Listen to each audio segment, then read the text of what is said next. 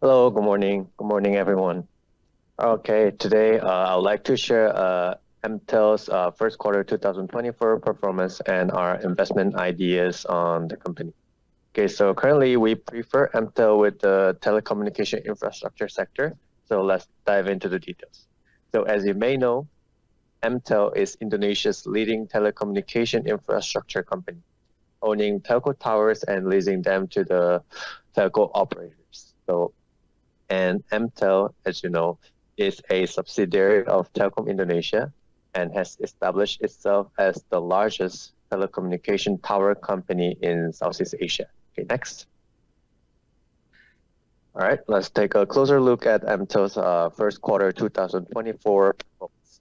Okay, MTEL recorded a 2.21 trillion rupiah in first quarter 2024, reflecting a growth of around 7.3% year on year. This growth was primarily driven by both tower and non-tower revenue. So MTEL's revenue growth in the first quarter outpaced that of its competitors. Additionally, while other competitors show a flat trend in the number of tenants, MTEL's tenant number continued to increase. And another notable highlight from MTEL's first quarter performance was the significant growth in fiber optic revenue. Although the fiber optic segment does not yet constitute a significant portion of total revenue, it is poised to become a major growth driver for MTEL in the future. Okay, next. Okay, now let's move on to the expenses and profitability analysis. So in first quarter 2024, MTEL's cost of revenue, just excluding depreciation and amortization expenses, decreased by 13.7% year on year, primarily due to efficiency gains and a reduction in levies following regulatory changes from 2024. So as a result, MTEL's EBITDA grew by around 9.9%, with the margin improving to 83.5%. This continuous improvement in EBITDA margin indicates a efficient management. Okay, next. So now I'd like to share our investment thesis on MTEL. Okay, so one of the current challenges affecting the overall stock performance in the telecommunication infrastructure sector is the issue related to the XL and FRIEND merger. I think typically when two telco companies merge, telco infrastructure companies experience a short-term decline in revenue. So this is why the stock performance of telco infrastructure companies has been weak recently. However, our analysis of previous merger cases shows that MTEL is the least affected by such mergers.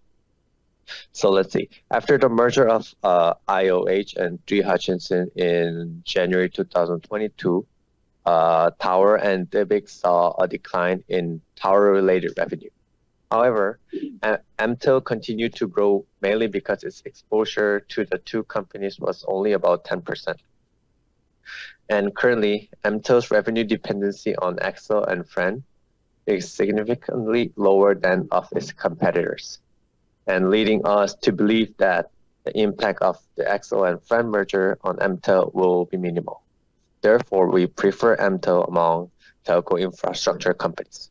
Okay, next. Of course, there are some risks associated with investing in MTEL at this time. As I mentioned before, the telecommunication infrastructure sector is highly capital-intensive industry and is very sensitive to interest rates. Typically, when interest rates rise, stock prices fall, and when rates fall, stock prices rise. And that's often independently of companies' fundamental performance. Therefore, in the current environment of high interest rates, stock prices like MTEL are unlikely to perform well. This is why it is important to consider interest rate forecasts when investing in the sector like MTEL. But fortunately, interest rate cuts are expected to begin in the second half of this year.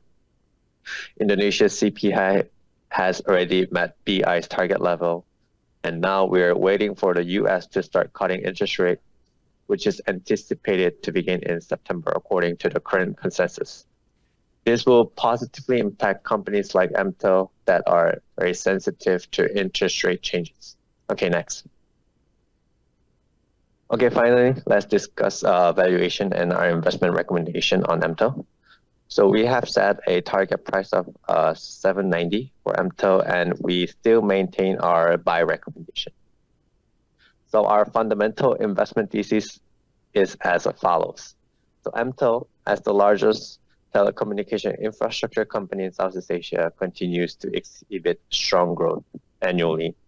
Additionally, MTEL is well positioned to withstand the potential impacts of the XL and Friend merger. While interest rates remain a concern, we anticipate that rate cuts will begin in the second half of this year, which will positively impact MTEL. Therefore, we maintain a positive long-term view on MTEL. Thank you. Back to you, Glenda.